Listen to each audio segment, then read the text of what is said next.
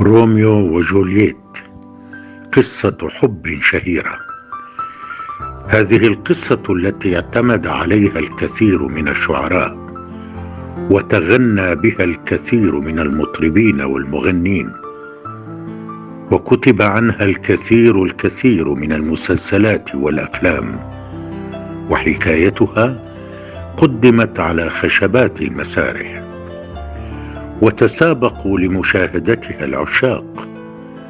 وكم من فتاة نامت وهي تحلم بأحداثها، وكم من شاب تمثل بها.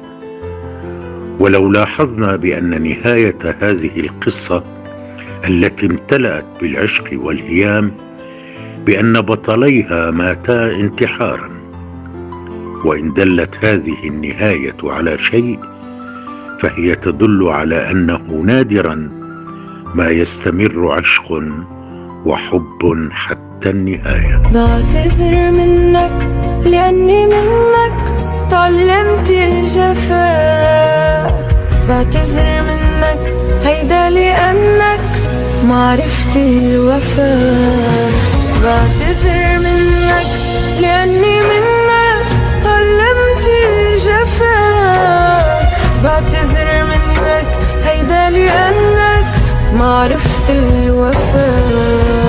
يا خسارة